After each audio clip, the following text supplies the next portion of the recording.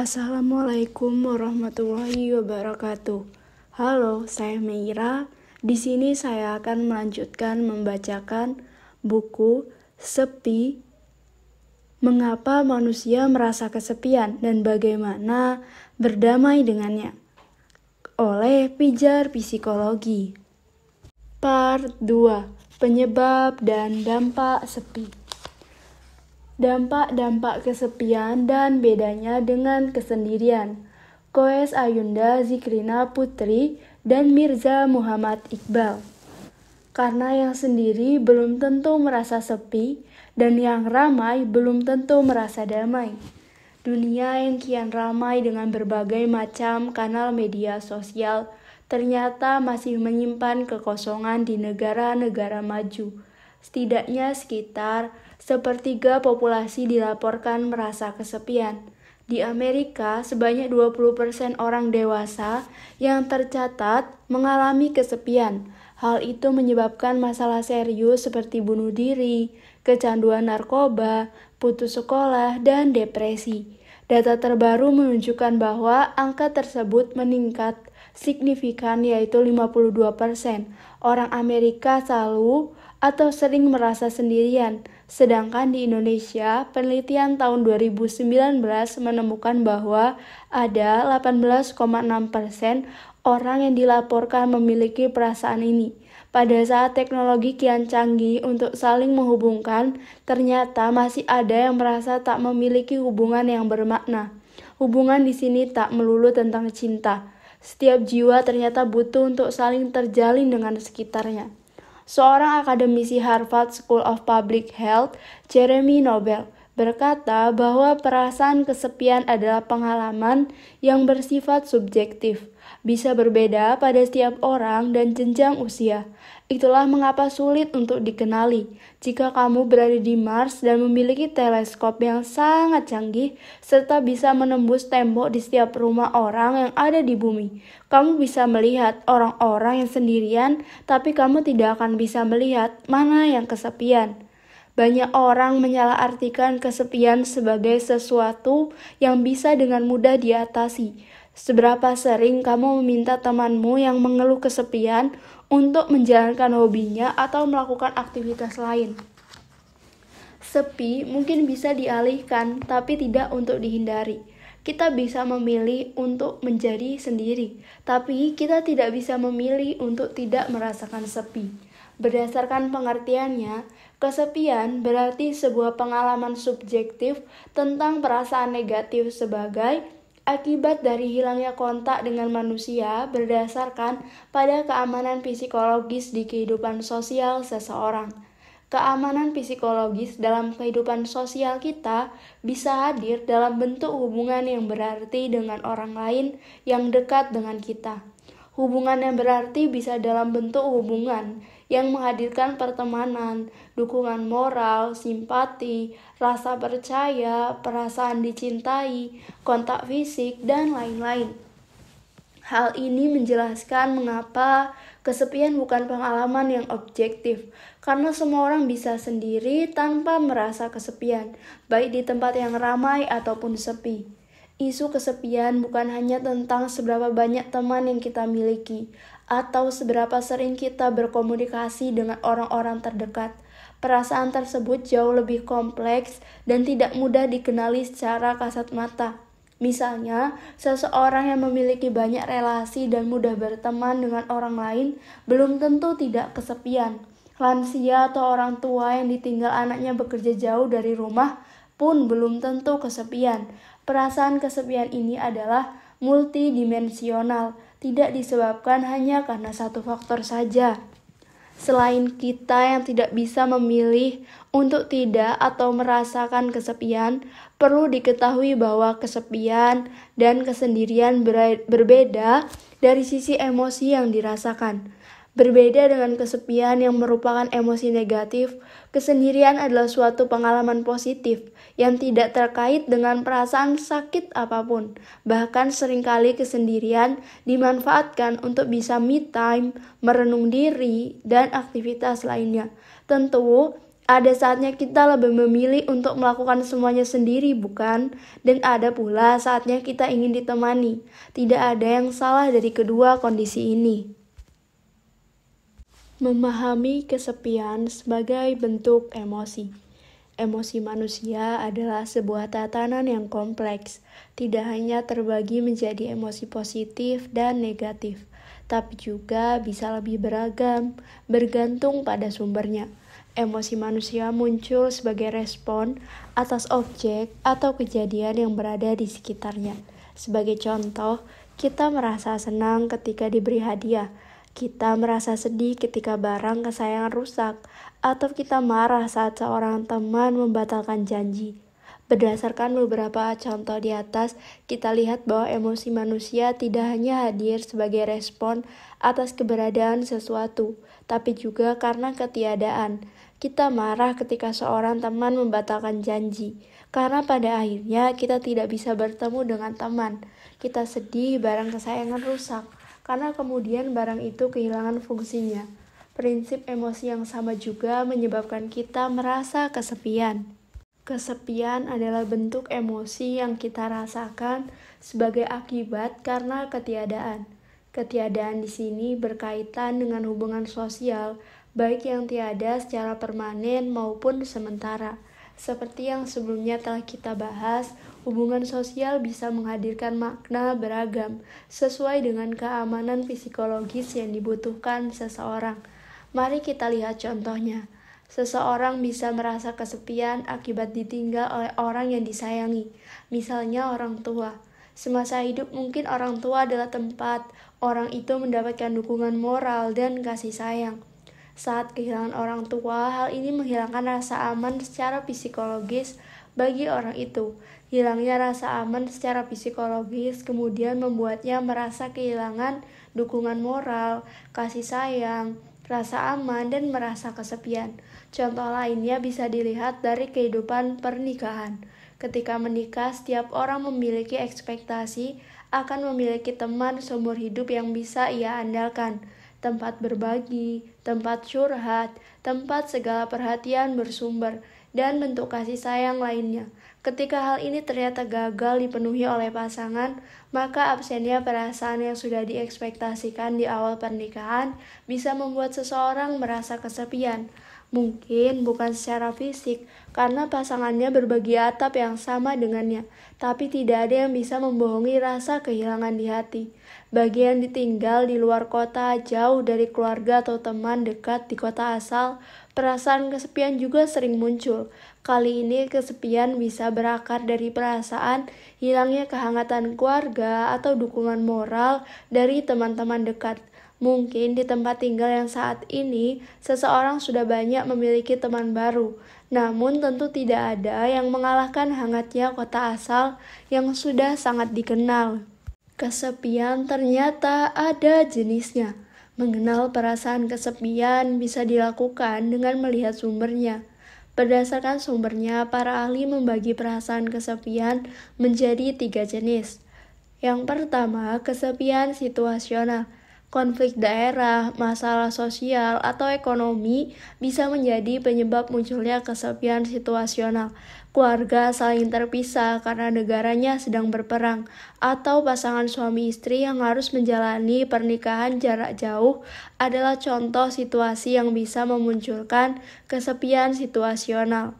Kesepian yang menghampiri orang tua yang harus tinggal berjauhan dengan anak-anaknya juga bentuk dari kesepian situasional. Menilik situasi saat ini, ada juga istilah lockdown loneliness, kesepian yang hadir karena adanya diskoneksi sosial. Sebagai akibat dari social distancing dan lockdown selama pandemi COVID-19, isolasi mandiri, serta masa karantina yang harus dilakukan saat pandemi juga menjadi penyebab seseorang mengalami lockdown loneliness. Yang kedua, kesepian di masa perkembangan mental manusia. Setiap orang memiliki hasrat untuk merasakan kedekatan atau memiliki hubungan dengan orang lain. Jangan anggap sepele hasrat ini sebagai bentuk seseorang harus bisa mandiri dan bisa dengan dirinya sendiri.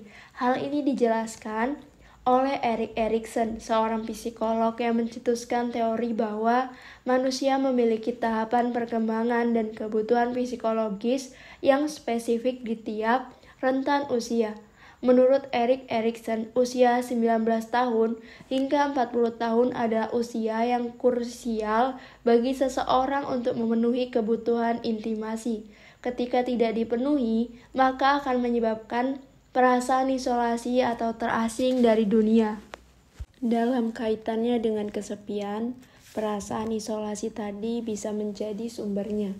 Namun perlu dipahami untuk memenuhi perkembangannya dengan baik, manusia harus bisa mengimbangi kebutuhan untuk lekat dengan orang lain dan kemampuannya untuk mengenali diri sendiri.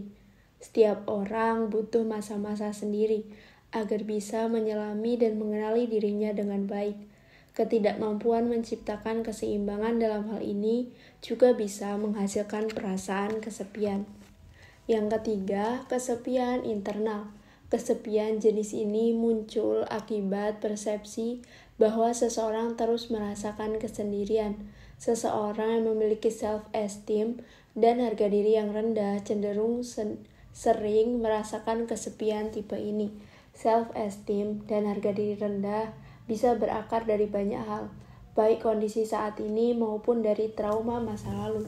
Misalnya, gaya pengasuhan orang tua yang otoriter bisa menyebabkan anak tumbuh memiliki self-esteem yang rendah. Perasaan bersalah dan ketidakberhargaan juga bisa menjadi faktor seseorang merasakan kesepian internal. Sebagai contoh, ketika seseorang merasa telah melakukan kesalahan hingga membuat orang yang ia cintai meninggalkannya. Hal ini bisa menyebabkan seseorang menutup diri untuk bisa memulai hubungan lagi, dan pada akhirnya membuat ia merasa kesepian. Dampak kesepian. Dampak psikologis dari kesepian yang telah banyak dijabarkan oleh berbagai literatur memiliki benang merah yang cukup jelas.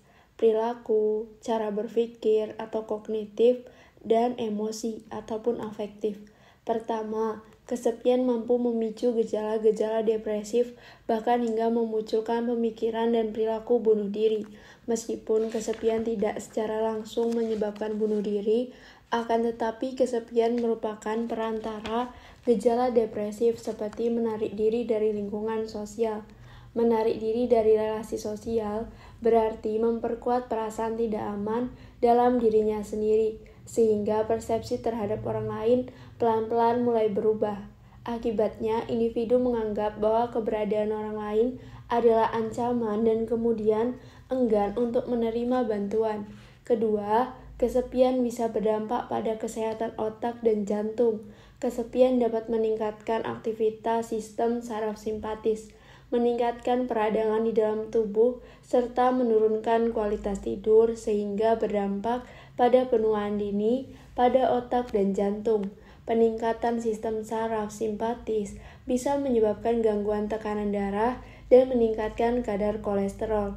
Dengan demikian, efek yang terjadi pada otak antara lain meningkatkan resiko demensia dan stroke. Selain itu, efek yang bisa terjadi pada jantung adalah serangan jantung. Ketiga, individu dengan kesepian menunjukkan gangguan emosi berupa kecemasan, ketakutan, kemarahan, dan pesimisme yang seringkali irasional. Contohnya, ia bisa menjadi semakin sensitif terhadap ekspresi wajah dan intonasi vokal orang lain saat berbicara.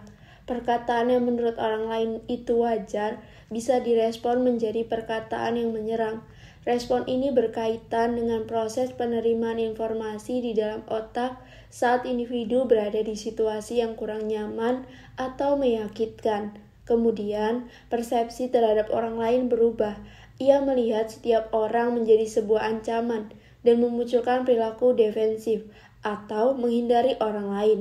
Ketiga, dampak dari perasaan kesepian ini seharusnya bisa teratasi oleh interaksi sosial yang berkualitas. Hubungan sosial antara individu yang dinilai berkualitas adalah sebuah hubungan yang saling mencukupi, saling memahami, tanpa syarat, dan kehadiran sosok teman atau keluarga yang dipercaya. Setiap orang bisa saja memiliki banyak teman, tapi tidak semuanya merasa dipahami oleh teman-teman mereka. Kurangnya perasaan dipahami dan dimengerti inilah yang menyebabkan kesenjangan antara relasi yang diharapkan dengan realita yang ada. Perasaan ini membuat individu merasa kosong, sendiri, dan bahkan tidak diinginkan. Perasaan ini ingin dipahami, merupakan kebutuhan dasar manusia yang harus terpenuhi. Bahkan, beberapa penelitian membuktikan bahwa merasa dipahami justru lebih penting daripada merasa dicintai, walaupun keduanya sama-sama berarti. Dalam kehidupan sehari-hari, banyak anak yang memahami bahwa orang tuanya mencintainya, tapi seringkali tak bisa memahami mereka, sehingga akhirnya anak-anak tersebut tetap merasakan kesepian. Setiap orang merasakan kesepian secara berbeda dan mengalami dampak yang berbeda. Setiap orang mengalami kesepian dengan latar belakang kehidupan yang berbeda-beda juga. Kesepian tidak memandang bulu, tua atau muda, miskin atau kaya, sukses tak sukses, introvert atau pribadi ekstrovert sekalipun juga tidak menjamin seseorang bebas dari kesepian. Melalui tulisan ini, setidaknya kita mulai bisa jujur. Apakah ketika kita sendiri bisa mengalami sepi? Atau apakah kita benar-benar bahagia saat sendirian? Dan jika kita mengalami sepi jenis apa yang kita rasakan? Serta apa yang sekiranya perlu kita lakukan? Karena mengakui dan mengenali kesepian di dalam diri adalah langkah awal untuk berdamai dengan kesepian yang kita rasakan. Beberapa penelitian membuktikan bahwa merasa dipahami justru lebih penting daripada merasa dicintai, walaupun keduanya sama-sama berarti. Manusia yang rentan kesepian. Zahra Nabila Putri. Sepi adalah rasa yang sangat personal. Sepi bukan persoalan tentang sendiri, tapi kesendirian yang dirasakan secara emosional dan membuat diri tidak nyaman. Manusia pun cenderung tidak menyukainya. Tidak ada penyebab yang baku maupun durasi yang kaku saat berhadapan dengan sepi. Hal ini membuat kesepian menjadi begitu subjektif bagi mereka yang mengalaminya. Setiap orang pernah merasa sepi. Kesepian hadir tanpa memandang perbedaan usia, jenis kelamin, atau status sosial. Yang membedakan adalah ada manusia yang fleksibel terhadap kesepian, ada pula yang rentan mengalami kesepian. Manusia yang rentan kesepian membuat dirinya mudah terjebak dalam lingkaran sepi, sehingga kesulitan untuk terlepas dari kesepian. Manusia yang rentan kesepian memiliki kondisi yang terjadi di luar kuasa mereka sendiri. Kondisi ini dapat dialami sejak manusia lahir, tumbuh sebagai anak, remaja, hingga dewasa. Hal ini pun ada yang berkaitan langsung dengan diri sendiri. Ada juga yang berkaitan dengan orang lain. Kondisi-kondisi tersebut antara lain: yang pertama, kelekatan, attachment. Manusia lahir dengan sistem psikobiologis yang mendorongnya untuk mencari kedekatan kepada sosok yang lekat, yaitu orang tua, pengasuh, atau keluarga inti. Sistem ini hadir agar manusia dapat memperoleh perlindungan dan dukungan yang cukup, lalu menumbuhkan rasa aman pada dirinya. Sistem kelekatan ini terus berkembang seiring perjalanan hidup manusia. Ia akan terdorong untuk mencari dan membangun kembali kedekatan dengan figur lekat demi mempertahankan rasa aman. Hal ini semakin terlihat ketika manusia berhadapan dengan situasi yang mengancam, kemudian menyadari sosok lekat tidak ada di dekatnya. Ketika memiliki sosok lekat yang selalu ada, peka, dan suportif dalam setiap waktu, maka yang pertama akan memperkuat peran sistem kelekatan. Yang kedua, mendorong rasa terhubung dan aman. Yang ketiga, memperkuat persepsi positif terkait diri dan orang lain. Sementara itu, ketika sosok lekat tidak selalu hadir dan tidak suportif, maka akan terjadi memicu perasaan tidak aman, khawatir terhadap nilai sosial yang berlaku, mengalihkan dengan strategi kelekatan yang lain bersifat cemas dan menghindar. Kelekatan memiliki 3 tipe, yaitu aman, cemas, dan menghindar. Tipe kelekatan ini menggambarkan pola relasi pola relasi yang berkaitan dengan ekspektasi, emosi, dan perilaku yang terinternalisasi dari riwayat kelekatan sejak manusia lahir. Kelekatan tipe aman, secure attachment. Kelekatan tipe aman menggambarkan kenyamanan relasi dengan figur lekat dan saling bergantung satu sama lain. Kelekatan ini dipenuhi dengan gambaran positif tentang diri dan figur lekat, serta mempunyai harapan yang positif pula pada orang lain. Dengan demikian, dengan memiliki gambaran yang positif terkait diri dan orang lain, mereka dapat menikmati kehangatan dan keseimbangan peran dalam menjalani relasi. Selain itu, orang yang tumbuh dalam kelekatan tipe aman terbiasa untuk mengekspresikan perasaan secara verbal maupun non-verbal. Kemampuan ekspresi ini membuat mereka lebih mudah dalam membangun dan mempertahankan hubungan dekat dan tidak mudah terjebak dalam rasa sepi. Kelekatan tipe cemas, anxiety attachment. Kelekatan tipe cemas mendeskripsikan seberapa besar seseorang mencemaskan orang terdekatnya tidak akan hadir saat dibutuhkan.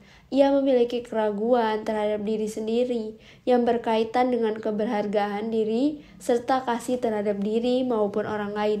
Orang dengan kelekatan tipe cemas akan terus berusaha untuk memperoleh dukungan dan cinta dari figur lekat atau orang terdekat. Hal ini dilakukan karena mereka tumbuh dalam hubungan di mana figur letak terkadang responsif, tapi sangat tidak bisa diandalkan. Misalnya, sejak kecil seseorang merasa kerap ditinggalkan karena orang tua yang sibuk bekerja. Perasaan ditinggalkan ini semakin kuat ketika tidak ada sosok dekat lain yang menemaninya. Dengan demikian, mereka terus mencari orang yang bisa memenuhi kebutuhannya untuk dekat dan bertahan pada relasi tersebut. Ketika ia tidak dapat memperolehnya, maka akan marah dan putus asa. Kelekatan tipe menghindar, avoidance attachment. Kelekatan tipe menghindar menggambarkan seberapa besar rasa tidak percaya terhadap niat baik orang lain dan secara defensif mempertahankan perilaku untuk tetap sendiri dan mandiri. Kelekatan menghindar berkembang pada relasi dan figur lekat yang menyikapi kebutuhan kedekatan dengan penolakan, bahkan hubungan. Contoh, sejak kecil selalu diomeli bila meminta orang tua untuk tetap menemani ia bermain. Contoh lainnya, ketika anak sedih dan meminta pelukan, sosok lekat malah tidak meresponnya. Hal ini akhirnya membuat mereka untuk tidak mencari kedekatan pada orang lain sekalipun berada dalam situasi yang tidak aman. Mereka akan menolak adanya kelemahan dalam diri dan kebutuhan untuk berinteraksi dengan orang. Orang dengan kelekatan tipe menghindar juga memilih untuk menghindari kedekatan dan kebergantungan pada hubungan yang dimiliki. Kelekatan dan kesepian. Pendekatan teori kelekatan menekankan betapa pentingnya membangun kelekatan antara anak dan orang tua atau figur lekat lainnya untuk menumbuhkan kehangatan dan kedekatan dalam ikatan sosial di kehidupan. Ketika hal ini tidak dapat terpenuhi, maka seseorang akan rentan mengalami kesepian. Kesepian dapat terjadi karena tidak adanya sosok yang memenuhi kebutuhan relasi, rasa terikat mengikat, bergantung, asuh, pendampingan, serta kepastian atas keberhargaan diri.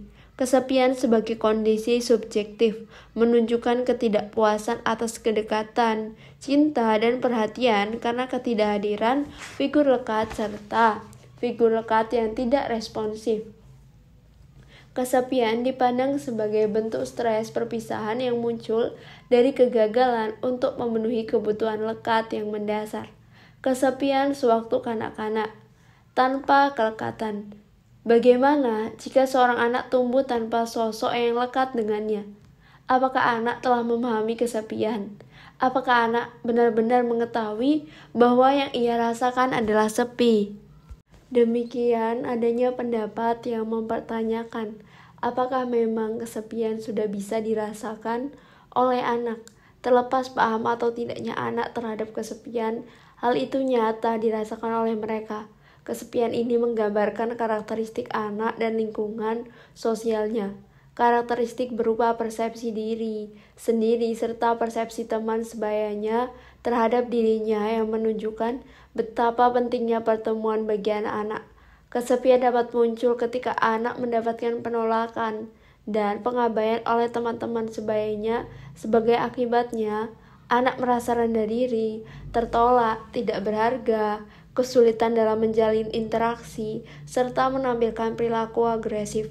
Dengan demikian, bagi anak, kualitas serta kuantitas teman, kedekatan, dan penerimaan antar teman sebaya berperan penting sebagai perlindungan dari berkembangnya kesepian. Selain itu, kehilangan sosok lekat secara emosional dalam tumbuh kembang mereka pun turut memicu hadirnya kesepian. Sosok lekat ini meliputi orang tua, anggota keluarga, atau orang terdekat lainnya. Perlu menjadi perhatian khusus, di mana perasaan kesepian sewaktu kanak-kanak seringkali terbawa hingga ia tumbuh dewasa. Yang ketiga, kepribadian. Kepribadian adalah sifat pada diri manusia yang menentukan sikap maupun perilaku adaptif dalam lingkungan. Kesepian sebagai pengalaman yang personal menggambarkan pola berpikir, berperilaku, dan respon manusia yang berbeda pada faktor situasional yang menyebabkan kesepian. Dengan begitu, kepribadian dapat menjadi pengaruh penting pada persepsi dan upaya manusia untuk menghadapi rasa sepi. The Big Five Personality Trait menjelaskan bahwa terdapat 5 tipe kepribadian manusia, yaitu openness, conscientiousness, extraversion, agreeableness, and neuroticism. Openness menggambarkan karakteristik manusia yang menyukai tantangan serta terbuka pada informasi baru maupun perubahan baru. Conscientiousness menjelaskan sifat manusia yang teliti, tertata, teratur, dan disiplin. Ia cenderung fokus pada tujuan dan komitmen yang telah ia buat. Sementara extraversion menggambarkan manusia yang senang mengekspresikan perasaan dan pendapat serta menikmati keterlibatan sosial. Agreeableness menggambarkan karakteristik manusia yang suka menjalin hubungan sosial, kerjasama, dan penuh empati.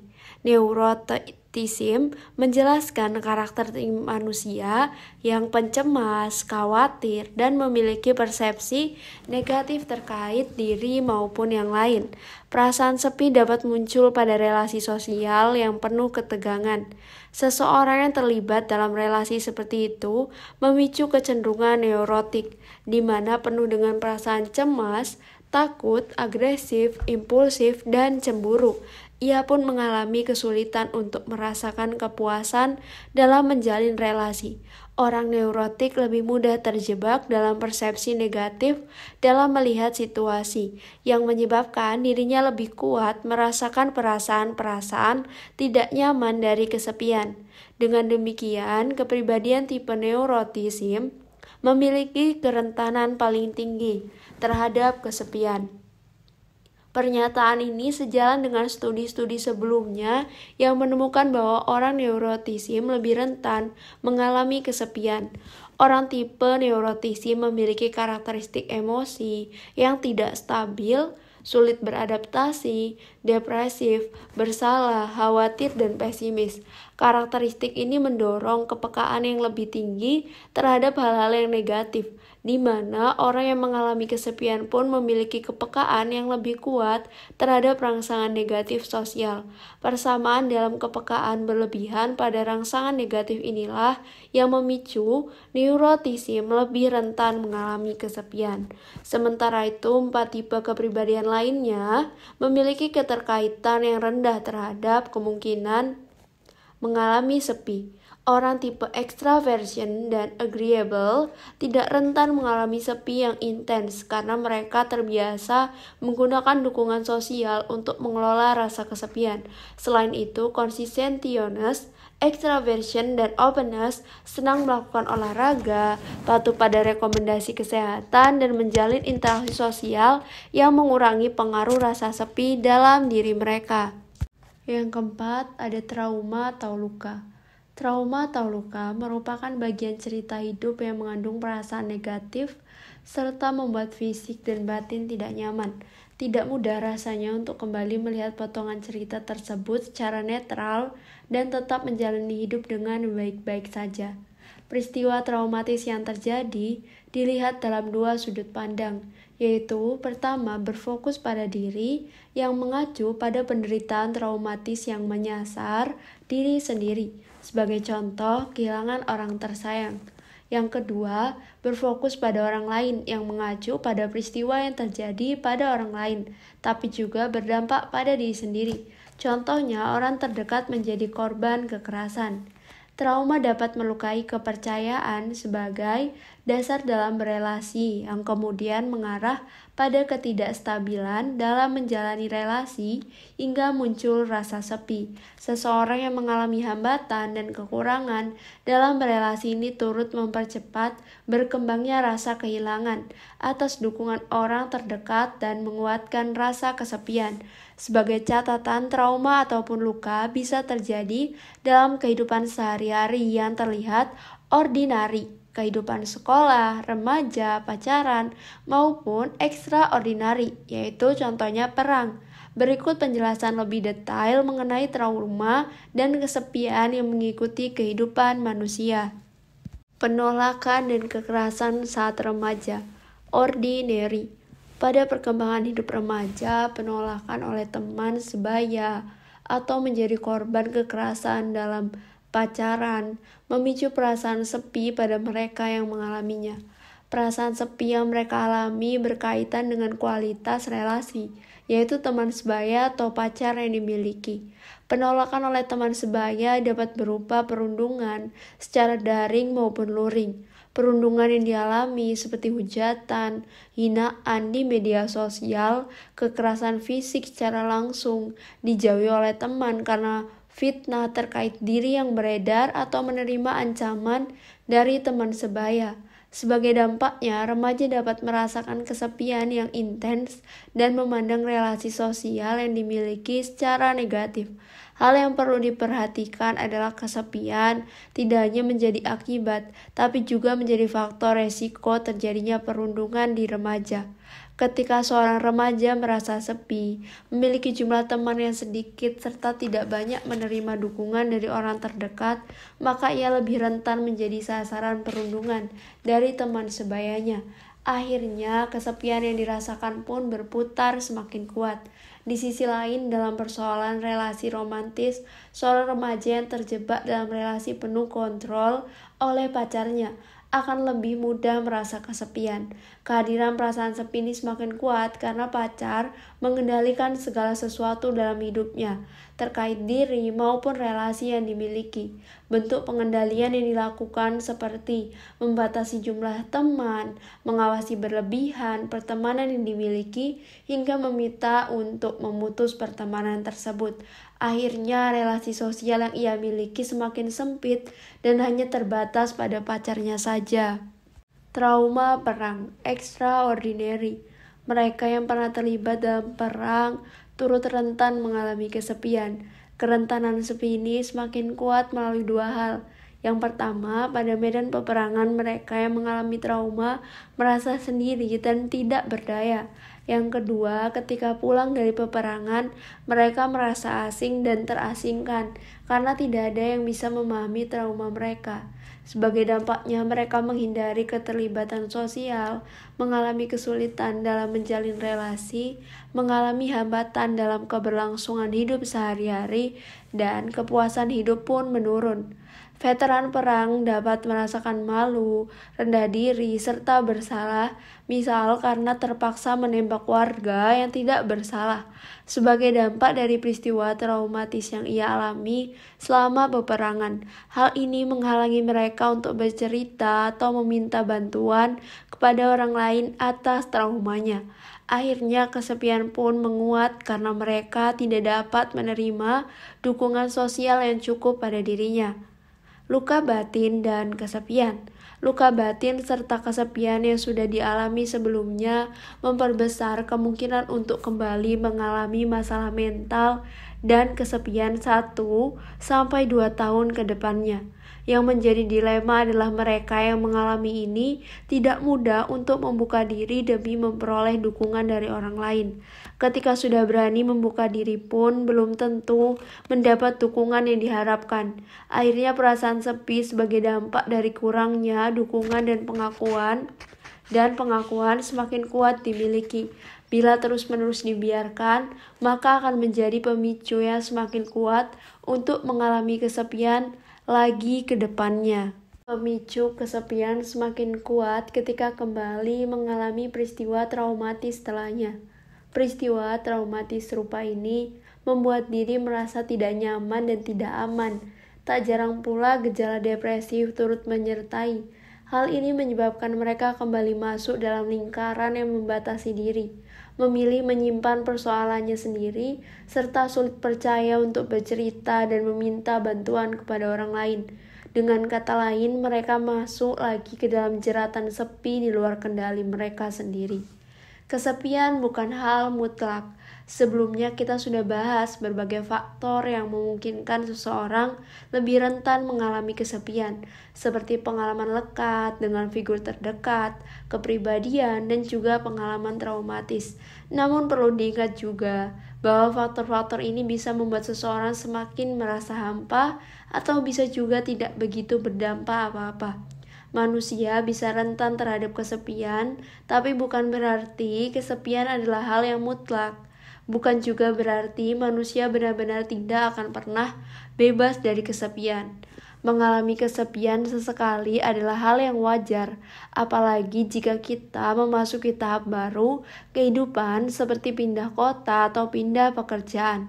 Namun jika kita mengalami kesepian dalam jangka panjang dan kita sadar bahwa kita memiliki berbagai pengalaman yang membuat kita semakin rentan dengan kesepian, maka kita perlu menghadapi dan berdamai dengannya. Kadang diperlukan kepekaan, kepedulian, serta kehangatan dari orang lain untuk membantunya lepas dari kesepian. Butuh proses terapeutik dalam diri supaya bisa lebih tangguh dalam menyikapi hadirnya sepi. Layaknya kehadiran ragam perasaan lain, seperti senang, sedih, marah, kecewa, haru, dan bahagia, sepi juga memiliki perannya sendiri dalam memberi warna perasaan dalam kehidupan kita. Dengan begitu, kita tetap punya kendali untuk memilih, terjebak dalam jeratan sepi yang dinilai tidak nyaman, atau pulih dari sepi dan melihatnya sebagai hal yang netral dan layak adanya dalam hidup kita. Bagaimana sepi dirasakan otak manusia? Arinda Arimortidano. Ketika berbincang tentang kesepian, kita seringkali fokus membahasnya dalam ranah emosi saja. Kesepian itu hampa, kesepian itu menyedihkan, kesepian itu merasa asing, dan seterusnya. Akan tetapi kita lupa bahwa manusia adalah satu kesatuan jiwa dan raga atau emosi, pikiran dan fisik.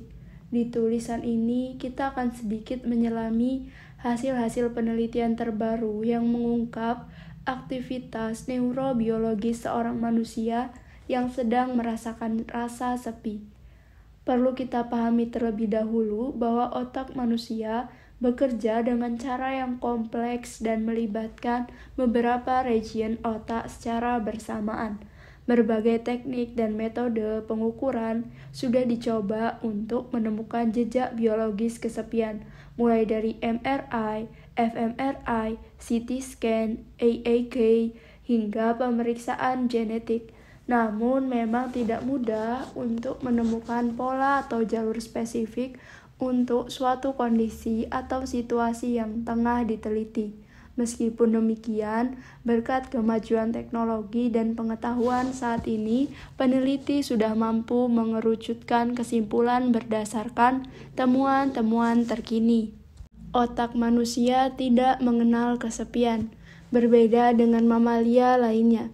Manusia dianugerahi kemampuan merasakan emosi yang begitu kompleks.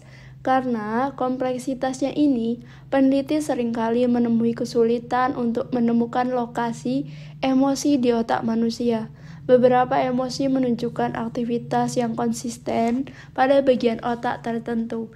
Misal, rasa takut yang secara konsisten terobservasi di amigdala atau hypothalamic pituitary adrenal axis yang disebut sebagai sirkuit utama tubuh manusia yang aktif ketika kita merasakan stres. Namun, beberapa emosi lain tidak memiliki sirkuit spesifik, termasuk rasa kesepian. Temuan-temuan yang mengungkap aktivitas otak dalam merespon rasa sepi menunjukkan bahwa ketika seseorang merasa kesepian, terdapat berbagai bagian otak yang teraktivasi secara bersamaan.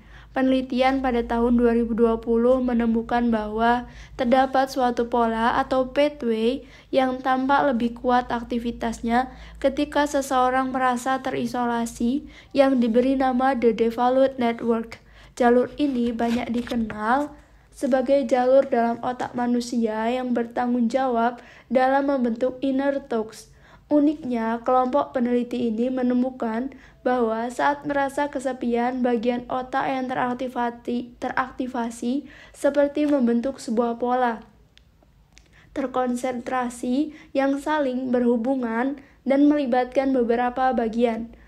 Yang pertama, perencanaan atau future planning. Yang kedua, mengenang atau reminiscing. Yang ketiga, membayangkan atau imaging. Dan thinking about others. Tidak hanya itu, pada otak responden yang merasa kesepian, jaringan Fornix atau jaringan yang menghubungkan devolute network dengan hipokampus, pusat memori manusia, juga tampak tersambung dengan lebih kuat. Temuan ini menunjukkan bahwa orang yang merasa terisolasi dari lingkungan sosialnya lebih sering mengingat-ingat kembali kejadian di masa lalu, mengenang kejadian dan orang-orang terlibat dengan kejadian tersebut atau thinking about others, serta lebih banyak melakukan pengandaian. Coba kamu ingat-ingat terakhir kali kamu merasa kesepian. Apakah kamu juga melakukan hal di atas? Jika iya, kamu tidak perlu khawatir karena ini adalah hal yang sangat wajar.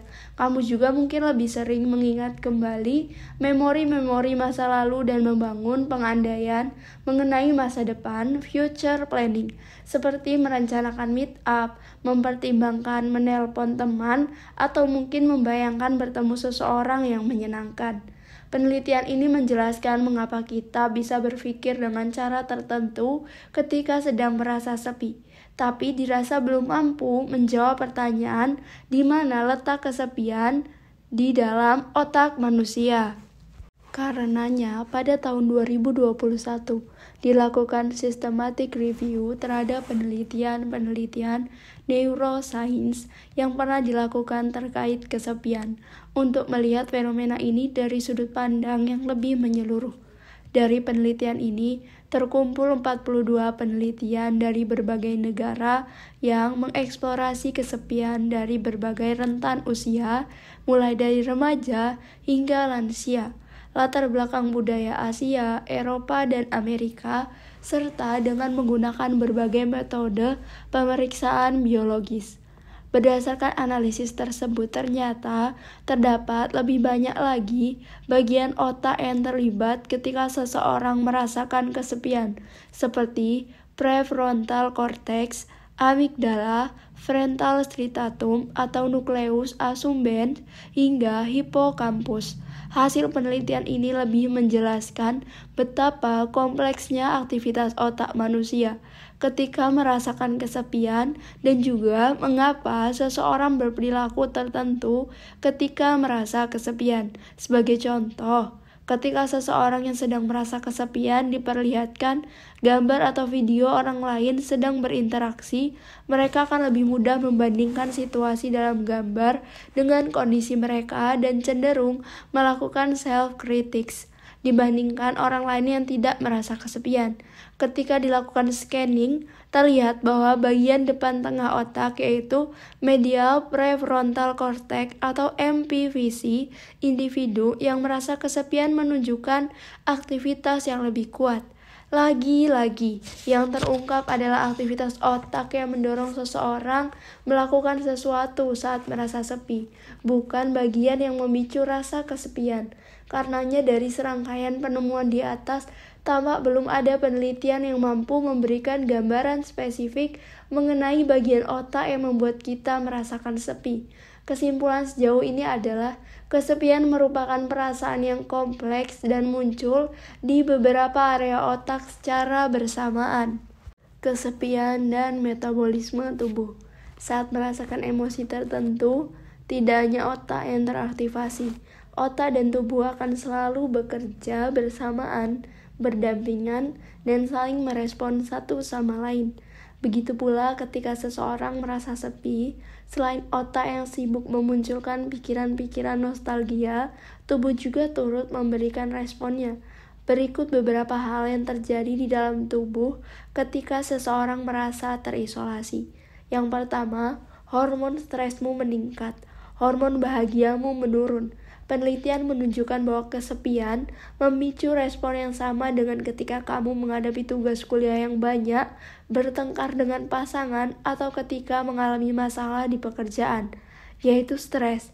Saat kesepian, ternyata hormon kortisol atau hormon stres meningkat, sementara hormon dopamin dan serotonin menurun secara signifikan. Saat tubuh manusia dibanjiri kortisol, sistem saraf dan otot organ-organ dalam kita secara otomatis akan menegang, yaitu melakukan kontraksi, sehingga akan mudah merasakan keluhan-keluhan seperti pegal, lelah, tegang, hingga sulit berkonsentrasi.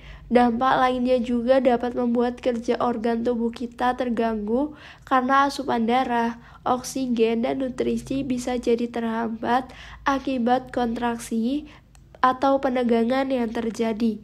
Sayangnya, hormon kortisol dan serotonin bekerja berkebalikan. Artinya, jika kortisol sedang meningkat, maka jumlah serotonin dalam darah akan menurun. Serotonin dan dopamin sendiri adalah hormon yang bekerja dengan memberikan kita perasaan senang, penuh, ceria, dan puas. Hormon ini muncul ketika seseorang melakukan kegiatan yang dirasa rewarding, menyenangkan, atau ketika terkoneksi dengan orang-orang terdekat. Jika tubuh kita dibanjiri dopamin dan serotonin, kerja organ tubuh akan stabil dan normal. Penyerapan nutrisi lebih optimal, penyerapan informasi lebih cepat, dan mood akan lebih baik. Dapat dibayangkan ya, jika kesepian ini berlangsung lama, bagaimana pengaruhnya pada tubuh kita. Yang kedua, respon fight or flight teraktivasi. Saat merasakan kesepian, penelitian mengungkapkan bahwa tubuh bisa memproduksi kadar norepinefrin yang lebih banyak dari biasanya. Norepinefrin biasanya akan memicu respon fight or flight yang normal muncul pada situasi-situasi yang dirasa mengancam jiwa. Saat masuk ke dalam mode fight or flight, seseorang menjadi memiliki lebih banyak energi, tapi selalu tegang dan cemas. Tubuhnya bereaksi seperti sedang siaga, mengintai bahaya yang akan datang. Dampaknya, individu yang sedang merasa kesepian akan relatif lebih sulit tidur, pikiran terasa selalu aktif, atau sulit merasa istirahat ketika sedang beristirahat. Yang ketiga, sel darah putihmu lebih banyak dari biasanya. Selain memberikan sumber tenaga yang banyak, norepinefrin juga melakukan tugasnya yang lain. Dalam situasi yang membahayakan secara biologis, seperti adanya infeksi virus atau bakteri, norepinefrin membantu tubuh untuk bisa melawan substansi asing tersebut. Bagaimana caranya? Hormon ini meningkatkan produksi sel darah putih dan menurunkan responsitivitas sistem imun agar tidak mematikan sel darah putihnya sendiri. Namun akan menjadi masalah jika produksi sel darah putih terlalu banyak tanpa adanya infeksi tertentu. Secara natural, sel darah putih bekerja melawan infeksi bakteri atau virus dengan cara membentuk inflamasi, di mana sel darah putih bisa mengeroyok substansi asing yang masuk. Namun, ketika tidak ada virus atau bakteri yang dilawan, inflamasi akan tetap muncul. Dalam jangka panjang, inflamasi ini akan menjadi abnormal dan dapat menimbulkan permasalahan kesehatan lainnya seperti kanker, penyakit neurodegeneratif, atau justru lebih mudah terinfeksi virus atau bakteri.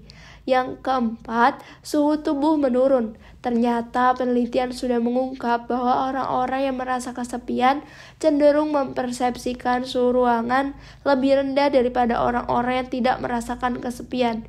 Dalam sebuah penelitian mengenai kesepian dan suhu tubuh, ditemukan bahwa pada kelompok responden yang dibuat merasa dikucilkan, mereka merasa suhu ruangannya lebih dingin dibanding kelompok yang merasa biasa saja. Kesepian membuat tubuh kita lebih dingin dan kondisi ini mendorong seseorang untuk mencari suhu yang lebih tinggi. Karenanya, tidak heran jika kita sedang merasa jauh dari orang-orang terkasih, mandi air panas, minum teh, atau kopi hangat akan terasa sangat menenangkan.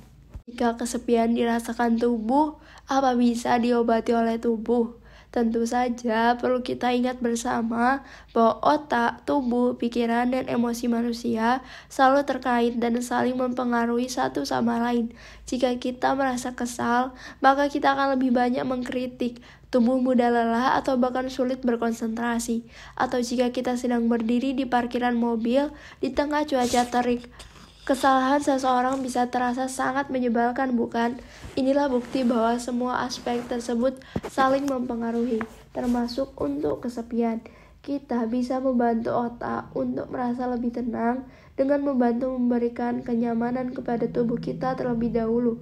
Seperti yang disebutkan sebelumnya, bahwa mandi dengan air hangat bisa membuat sensasi release dari rasa kesepian. Selain mandi air hangat, makanan hangat dapat membantu kita merasa lebih nyaman dari kesepian. Tidak hanya makanan hangat, usahakan makanan yang kita konsumsi bergizi seimbang. Selain itu, jangan lupa untuk mengonsumsi prebiotik dan probiotik untuk membantu meningkatkan produksi serotonin yang ternyata sebagian besar pusat produksinya ada di perut. Selebihnya, olahraga juga sangat bagus dalam membantu pengeluaran serotonin, endorfin, dan dopamin secara alami. Melakukan latihan fisik rutin 30 menit setiap hari tidak hanya akan membuat fisik segar, tapi mood juga terjaga. Kemudian, jika sedang merasa kesepian, usahakan untuk membangun atau terkoneksi dengan orang yang kamu rasa nyaman dan aman ketika berinteraksi dengannya.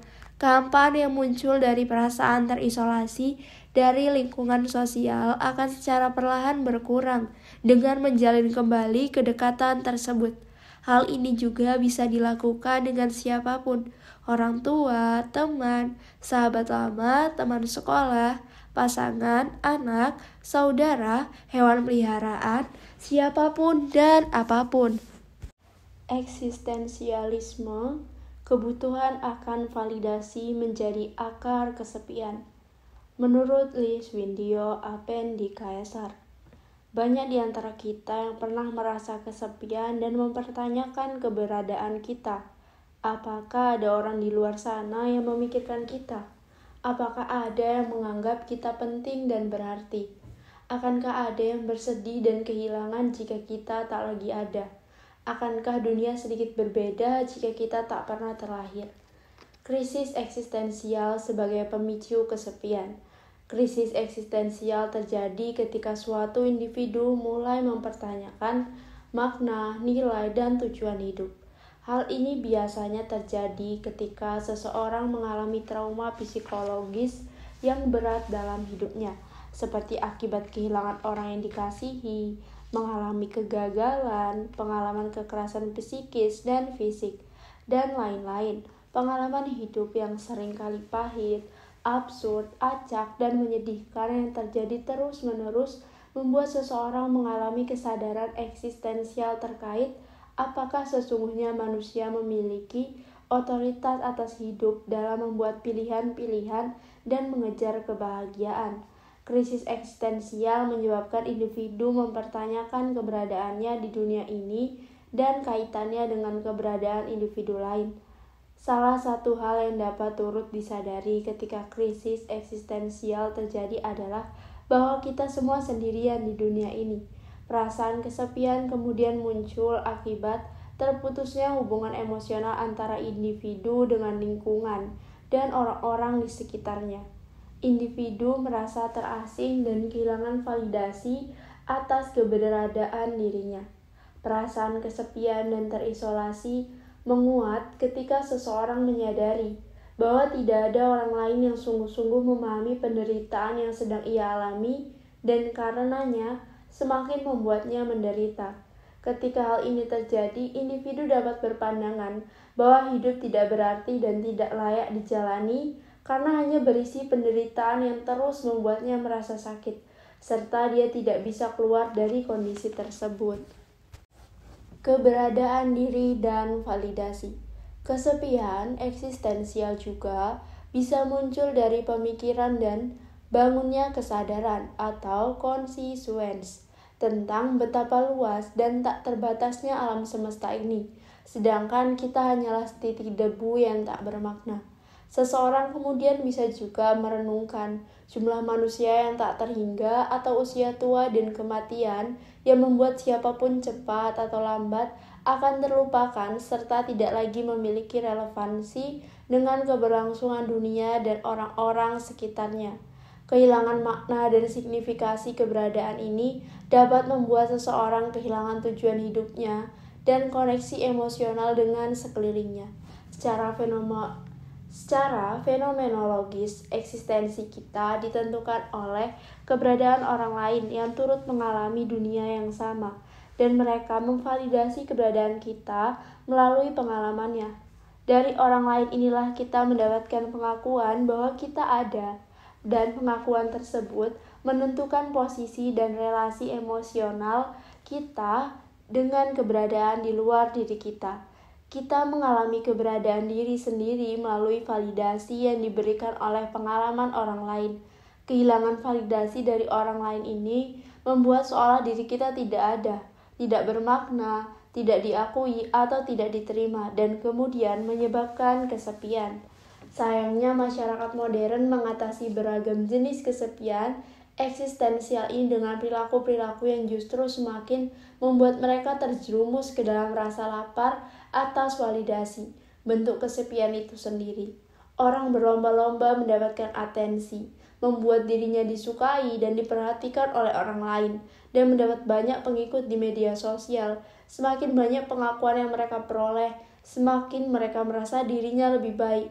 Kita mengira dengan menemukan seseorang yang bisa memahami perasaan kita, berempati pada penderitaan kita, dan memvalidasi trauma yang kita alami akan menyembuhkan trauma dan rasa kesepian yang kita miliki. Kenyataannya tidaklah demikian. Tak peduli seberapa banyak orang yang datang, selama kita tidak menghadapi dan mengatasi trauma yang terpendam itu, dia akan terus berada di sana. Kita akan terus merasa menderita sendirian dan mempertanyakan kenapa semua hal buruk harus terjadi. Mereka yang kita anggap dapat mengobati kesepian kita pun tidak mungkin selamanya selalu ada untuk kita. Penghibur yang kita peroleh dari kehadiran orang lain hanyalah sesaat.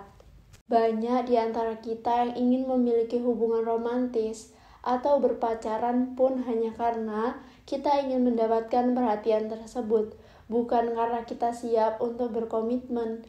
Alhasil banyak hubungan yang berakhir toksik seperti dipenuhi dengan sikap saling menyalahkan.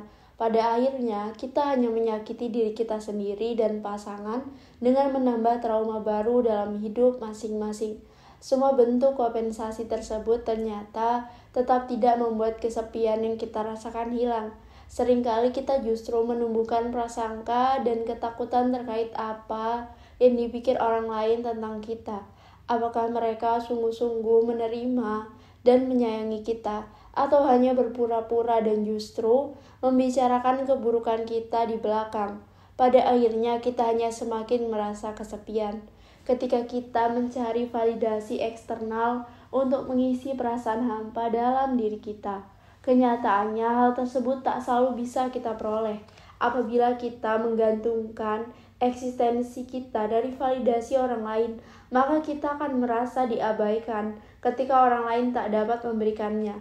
Contoh dari hal ini adalah orang-orang yang menggantungkan self-worth dan self-esteem mereka pada jumlah pengikutnya di media sosial dan juga jumlah engagement atau baik likes, komentar, maupun viewers, ketika mereka kehilangan pengikut dan ketika engagement yang mereka dapat rendah, mereka akan langsung menyalahkan keadaan, merasa diabaikan, dan gelisah. Pleasure versus happiness. Krisis eksistensial dan kesepian yang lahir karenanya adalah perasaan yang valid. Kedua hal tersebut wajar dan sangat manusiawi terjadi. Kita tidak perlu merasa bersalah hanya karena kita mempertanyakan dan bahkan meragukan makna dan tujuan hidup kita, terutama apabila hal itu disebabkan penderitaan yang tak tertahankan. Kita tidak perlu merasa bersalah ketika kita merasa kesepian dan mengekspresikan perasaan kesepian itu kepada orang-orang terdekat kita dengan tujuan reaching out. Hal ini lebih baik daripada mengalihkan perasaan-perasaan tersebut menjadi perilaku seperti hedonisme dan haus validasi di media sosial yang hanya memberi kelegaan sesaat. Distraksi yang kita lakukan untuk memberi kelegaan sesaat itu hanyalah kepura-puraan dan membuat kita lari dari perasaan kita sendiri. Hal ini hanya memendam permasalahan seolah kita baik-baik saja, padahal tidak. Apabila hal ini terus kita lakukan pada banyak persoalan, suatu hari bisa saja perasaan yang kita pendam itu tak mampu lagi dibendung dan akhirnya pecah menjadi rasa sakit dan kesepian yang jauh lebih kuat. Kita mengira melakukan hal-hal yang menyenangkan, pleasure, sama dengan kebahagiaan atau happiness. Seolah hal yang menyenangkan itu dapat bertahan dan mengobati luka batin dan kesepian. Padahal kesenangan itu tidaklah kekal dan akan segera berlalu. Sedangkan kebahagiaan adalah konsekuensi dari pengalaman-pengalaman berharga yang kita syukuri melalui interaksi kita dengan lingkungan. Kebahagiaan ini bukanlah suatu hal yang berdiri sendiri dan bisa kita jadikan tujuan, melainkan merupakan efek samping dari hasil akhir proses dan usaha kita meraih tujuan-tujuan objektif yang terukur dan menjalani beragam pengalaman hidup. Penerimaan diri dan hidup sederhana. Mengakui perasaan-perasaan ini dan mengizinkan diri kita berproses di dalamnya adalah langkah pertama agar kita dapat melalui hal tersebut. Seringkali pengalaman ini justru menjadi pembelajaran dan tanda bahwa kita sedang bertumbuh dan semakin dewasa dalam memahami hidup. Krisis eksistensial dan kesepian yang terkesan buruk ini justru dapat membuat kita tersadar bahwa hidup tak selalu normatif atau sejalan dengan dogma-dogma yang diyakini oleh banyak orang. Hidup tak selalu menyenangkan, tidak selalu penuh berkah dan mukjizat, dan justru mungkin sangat penuh dengan rasa sakit, dan itu tidak apa. Terkadang kepahitan-kepahitan tersebutlah yang mengajarkan kita menjadi pribadi yang ikhlas dan lepas dalam menjalani hidup.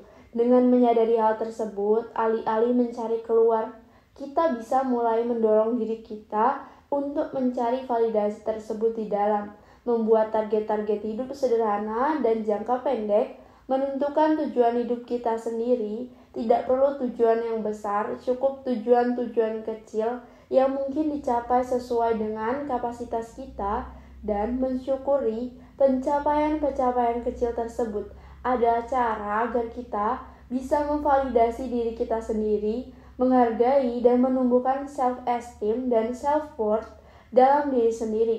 Dengan demikian, pelan-pelan kita dapat mulai merasakan kebahagiaan lagi, lalu membangun koneksi emosional dengan lingkungan dan orang lain melalui interaksi sosial. Empati yang tumbuh dari krisis eksistensial. Melalui pengalaman ini, kita juga belajar untuk berempati kepada sesama manusia, alih-alih menghakimi pengalaman mereka. Krisis eksistensial mengajarkan kita bahwa mereka yang mengalami trauma dan kehilangan wajar, bersedih, dan membutuhkan waktu untuk pulih. Penderitaan yang dialami mereka membuat mereka kehilangan semangat hidup dan bahkan mungkin berkeinginan untuk bunuh diri. Sebab mereka merasa hidupnya tak lagi berarti, menganggap dunia ini kejam dan hanya berisi duka. Perasaan ini valid dan kita tidak berhak menghakiminya. Alih-alih memaksa mereka untuk mengakhiri Mengingkari perasaan sedih tersebut, yang dapat kita lakukan adalah berusaha untuk hadir bagi mereka, untuk mendengarkan apapun yang mereka ingin keluhkan.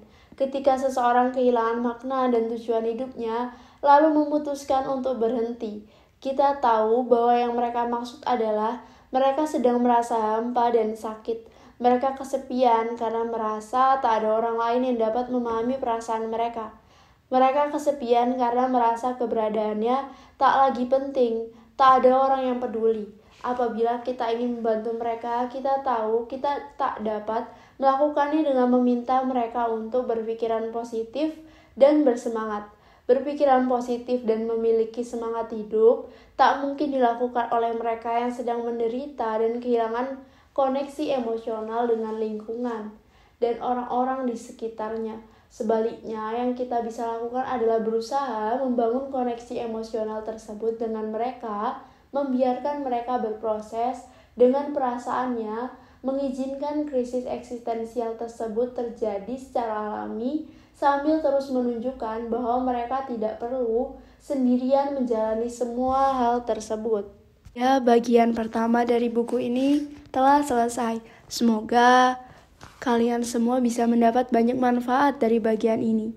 Dan semoga kita bisa bertemu di bagian selanjutnya dari buku ini di waktu yang akan datang. Terima kasih telah mendengarkan.